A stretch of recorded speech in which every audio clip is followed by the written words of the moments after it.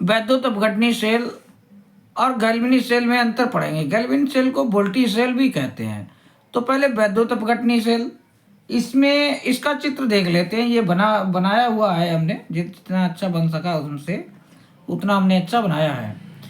तो यहाँ पे क्या किया गया है, ये एक पात्र लिया गया है, इसमें एक विद्युत अपघट्य को क्या किया गया है, घोला गया है। ठीक है, यहाँ पे 2 इलेक्ट्रोड लगाए गए हैं, इधर प्लस चार्ज लगाया गया है और इधर माइनस चार्ज बना हुआ है। तो प्लस चार्ज इधर है, इधर क्या काम कर रहा है, ये एनोड का काम कर रहा है, और जिधर माइनस चार्ज है उधर क्या हो रहा है, ये किसका काम कर रहा है, कैथोड का काम कर रहा है। और इसे इस तरीके से बैटरी या सेल के द्वारा जोड़ दिया गया है। जब इसमें विद्युत ऊर्जा देते हैं तो ये क्या होता है, रासायनिक ऊर्जा में बदल देता है। ठीक है, तो वैद्युत अपघटनी सेल क्या करता है, विद्युत ऊर्जा को रासायनिक ऊर्जा में परिवर्तित कर देता है, इस प्रकार से। ठीक है, अब हम गैल्वेनिक सेल यहाँ सही बना नहीं है, किताब उठा लेते हैं तो इस चित्र के द्वारा यहाँ पे देख लेते हैं। ठीक है, ये हमारे सामने चित्र है, गैल्वेनिक सेल का ही ये चित्र है ये। ठीक है, तो यहाँ पे हम देख रहे हैं, यहाँ पे अलग अलग 2 पात्र हैं, इसमें दोनों में क्या है, विद्युत अपघट्य है। इधर ZnSO4 है और इधर CuSO4 है। ठीक है, इधर ZnSO4 है और इधर CuSO4 है। ठीक है, यहाँ पे एक इलेक्ट्रोड लगा है, यहाँ पे भी इलेक्ट्रोड लगा हुआ है। ठीक है, और ये Zn यानी कि जिंक का इलेक्ट्रोड है और ये कापर यानी कि Cu यानी कि कापर का इलेक्ट्रोड है। ठीक है, और इसको एक तार के द्वारा आपस में जोड़ दिया गया है। यहाँ पे वोल्ट मीटर लगा दिया गया है और ये वोल्ट मीटर क्या दिखा रहा है, ये बता रहा है कि लाइट प्रवाहित हो रही है या नहीं। अब इसमें इधर के लिए चिन्ह लगा हुआ है, तो इसके मतलब ये कि ये बता रहा है, ये वोल्ट मीटर कि इसमें विद्युत धारा इधर के लिए प्रवाहित हो रही है।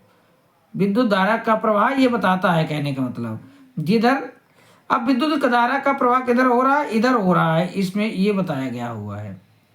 ठीक है, और इलेक्ट्रॉन का प्रवाह किधर हो रहा है, इधर के लिए हो रहा है। इलेक्ट्रॉनों का प्रवाह जिधर होता है उसके विपरीत दिशा में क्या होता है, विद्युत धारा का प्रवाह होता है, ये हम जानते हैं।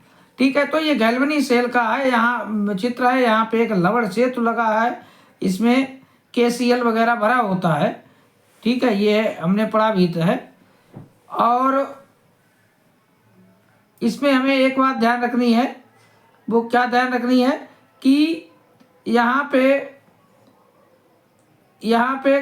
कैथोड का काम कौन कर रहा है, ये वाला इलेक्ट्रोड कर रहा है, और एनोड का काम कौन कर रहा है, इधर वाला इलेक्ट्रोड कर रहा है।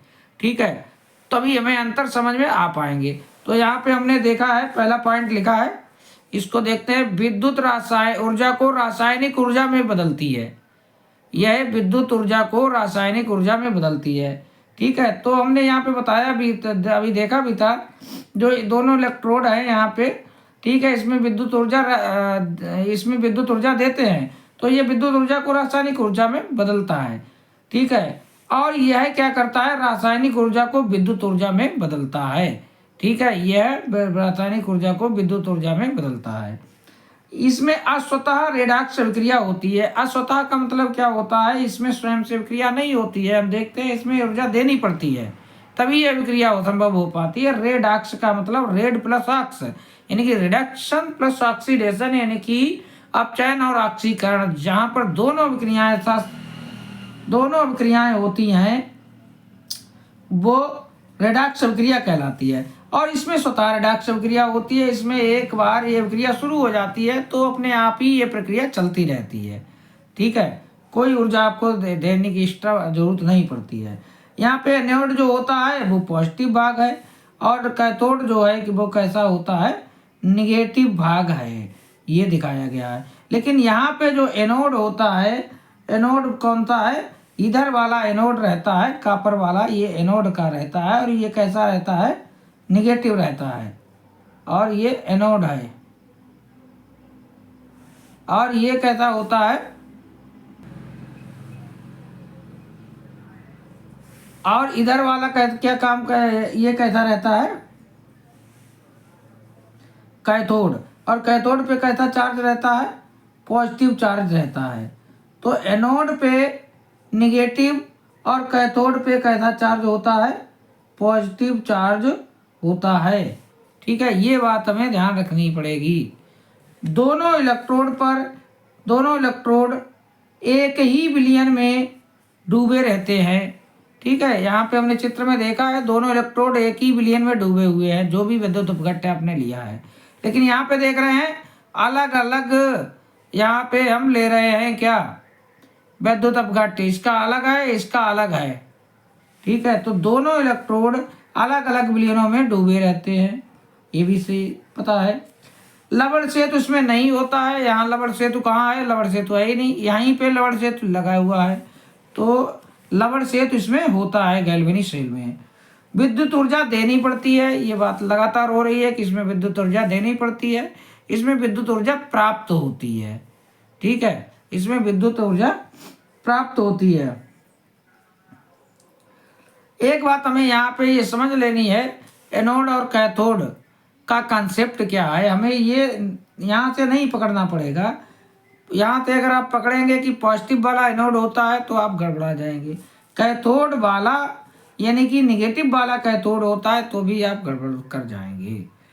देखिए, जहाँ पे ऑक्सीकरण होता है वो एनोड होता है, ये ध्यान रखिए, जहाँ पे ऑक्सीकरण होगा वो एनोड होता है, ये ध्यान रखेंगे। और जहाँ अपचयन होता है वो क्या कहलाता है, कैथोड कहलाता है। जब ये बात ध्यान रखेंगे तब आप क्या करेंगे, इस बात को पकड़ पाएंगे। प्लस माइनस देख के पकड़ेंगे तो गड़बड़ करते ही रहेंगे। थोड़ा कन्फ्यूजन इसमें बच्चों को रहता है इस पॉइंट में कि एनोड, हम यहाँ पे ये ध्यान रखना है कि एनोड यहाँ पे क्या है, पॉजिटिव है, और यहाँ पर कैथोड कैसा है, निगेटिव है। ठीक है, और यहाँ पे एनोड कैसा है, निगेटिव है, और यहाँ पर कैथोड पॉजिटिव है। एनोड को हम माइनस या प्लस से नहीं पहचानेंगे, एनोड जहाँ पे ऑक्सीकरण होता है वो एनोड होता है, और जो यहाँ पे एक मतलब अपचयन होता है वो कैथोड होता है, इस अनुसार हम पहचानेंगे। ठीक है।